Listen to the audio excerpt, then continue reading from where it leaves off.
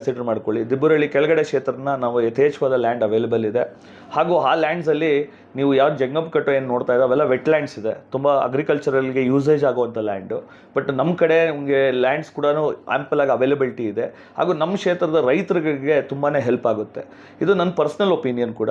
ಹಾಗೂ ಇದರಲ್ಲಿ ಏನಂದರೆ ನನ್ನ ಪರ್ಸ್ನಲ್ ಏನು ಅಂತಂದರೆ, ಶಾಸಕರು ಏನು ಡಿಸಿಷನ್ ತೊಗೊಳ್ತಾ ಇದ್ದಾರೆ ನಮ್ಮ ಕೈ ತಪ್ಪಬಾರ್ದು ಆ ಜಾಗ. ಸೊ ಅವ್ರಿಗೆ ಅಲ್ಲಿ ಕೊಡೋಕ್ಕಾಗಿಲ್ಲ ಅಂದರೆ ನಮ್ಮ ಕ್ಷೇತ್ರದಲ್ಲಿ ಜನಗಳ ಜೊತೆ ಮಾತಾಡಿ, ಶಾಸಕರ ಜೊತೆ ಕೂತ್ಕೊಂಡು ಮಾತಾಡಿ ನಮ್ಮ ಕ್ಷೇತ್ರದಲ್ಲಿ ಜನಗಳ ಹತ್ರದಿಂದ ಲ್ಯಾಂಡ್ ಕೊಡಿಸೋ ವ್ಯವಸ್ಥೆ ನಾವು ಕೂಡ ಹೆಲ್ಪ್ ಮಾಡ್ತೀವಿ ಅಂತ ಹೇಳ್ತಾ ನನ್ನ ಈ ಕ್ವೆಶನ್ಗೆ ಹಿಂಗೆ ಆನ್ಸರ್ ಮಾಡೋಕ್ಕೆ ಇಷ್ಟಪಡ್ತೀನಿ. 10ರಿಂದ 12 ಕಿಲೋಮೀಟ್ರ್ ಮುಂದೆ ಹೋದರೆ ಇವತ್ತು ತಮ್ಮದೇ ಸಹಪಾಠಿಗಳು ಒಬ್ಬ ಉದ್ಯಮಿ ಒಂದು ಪಾರ್ಟಿಯಲ್ಲಿ ಗುರುತಿಸಕ್ಕಿಂತ ಯಾರೋ ಒಬ್ಬ ಸಂದೀಪ್ ರೆಡ್ಡಿ ಅಂತೇಳಿ ಮೊನ್ನೆ ಒಂದು ಸ್ಟೇಟ್ಮೆಂಟ್ ಕೊಟ್ಟವ್ರೆ, ಮೊಬೈಲಲ್ಲಿ ನೋಡಿದೆ ನಾನು. ನಮ್ಮ ಭಾಗದಲ್ಲಿ ದಿಬ್ಬುರಳ್ಳಿ ಭಾಗದಲ್ಲಿ ಫಲವತ್ತತೆ ಕಡಿಮೆ ಇದೆ ಭೂಮಿ, ಅಲ್ಲಿ ಬಂದು ಕೈಗಾರಿಕೆ ಮಾಡಲಿ, ನಮ್ಮದೇನು ವಿರೋಧ ಇಲ್ಲ. ಜಂಗಮಕೋಟೆ ಹೋಬಳಿಯಲ್ಲಿ ರೈತರು ವಿರೋಧ ಮಾಡ್ತಾ ಇರೋದು ಸತ್ಯಾಂಶ ಅದು.